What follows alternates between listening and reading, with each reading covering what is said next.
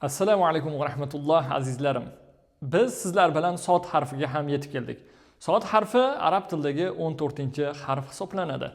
Sod harfimiz dumaloq shaklda uzunchoqroq va nunning qismi tarzda yoziladi.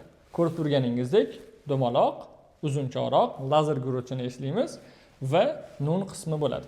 Bosh qismini yozmoqchi bo'lsak, bosh qismini har doimdek kesib olamiz.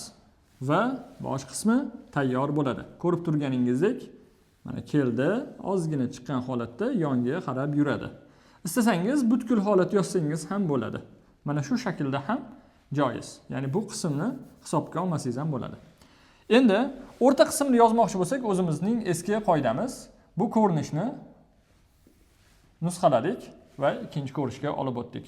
Xuddi shu harf boshida ham, o'rtada ham aslida bir xil keladi. Va ulanuvchi harf bo'lganligi uchun juda ham oson. Oxirgi ko'rinishni yozmoqchi bo'lsak, o'zining asli ko'rinishi. Mana misol uchun bu ko'rinishni olib kelib qo'ysak kifoya. Ko'rdingizmi?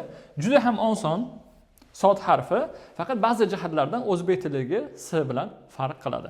O'zbek tilidagi s oldingi darsda aytganimizdek sin harfiga to'g'ri keladi. Lekin sod harfi esa ba'zi so'zlarimizga to'g'ri keladi. Misol uchun sobir, sodiq kalimalariga to'g'ri kelishi mumkin. Yoki asr kalimasi ham shu sod bilan yoziladi.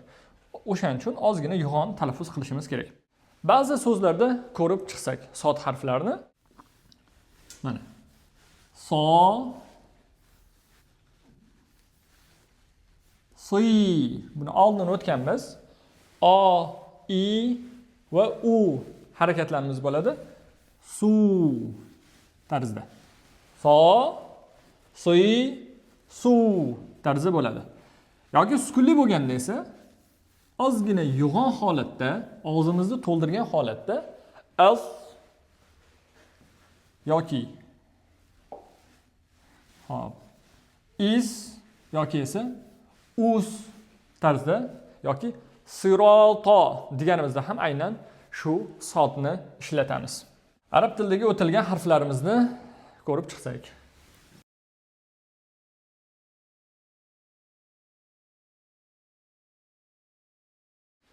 Mana ko'rib turganingizdek, sod harfiga ham yetib keldik.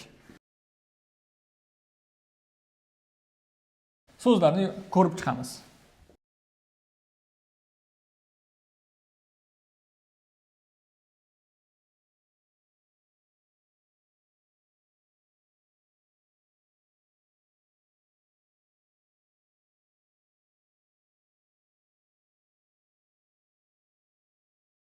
Ko'rib turganingizdek, oxirgi ko'rinishlar, bosh ko'rinishlar va o'rta ko'rinishlarni yozib chiqdim. Alifdan keyin ulanmaganligi uchun a, b ga hech qachon ulanmaydi, xuddiki alif sodga ulanmagani kabi. A, b, so, b, t, so, b, t, so, s, ro, so, s, ro, so, so, b, ro, so, b, ro, so, ro, b, so, ro, b. Sojero, sojero. So va ro harflari yo'g'on, isti'ola harflar bo'lganligi uchun yo'g'on o'qiladi. Asor, basor, xosor.